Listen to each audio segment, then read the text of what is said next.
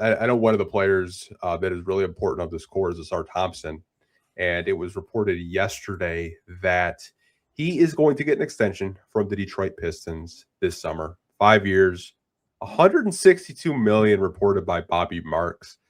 Are you kind of surprised at that figure for Ausar Thompson?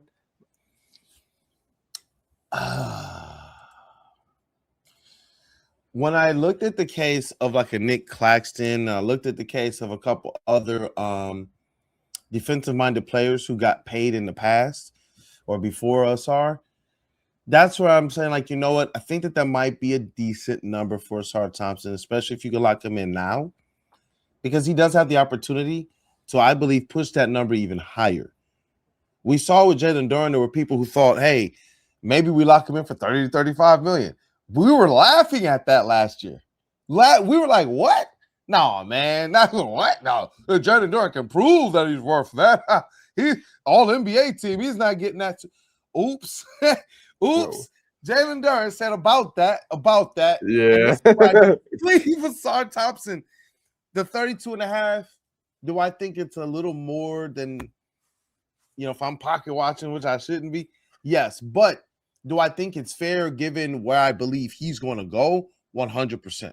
100%. I believe if you give him another season to play this thing out, you're going to be looking at a contract that could be even higher, just like we just played out with Jalen Duren. So he's a 3-point shot away, right? He's a 5%, 7% added to his 3-pointer away from legitimately being a $40 million a year player. Think about it. So that's why I'm like, lock him in at the 32.5. He continues to be that number one defensive player. You know what? Shout out Ausar Thompson, man. I said 2.5 a year, I think. Yeah, around there. I said last week I thought he could get a similar contract to Jalen Johnson, which, in my opinion, I think is one of the best contracts in the league. He signed 5 for 150, and that contract's going to age like fine wine.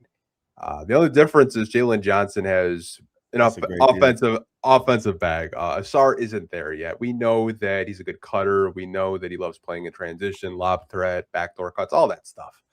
But I think Johnson deal is nice, dog.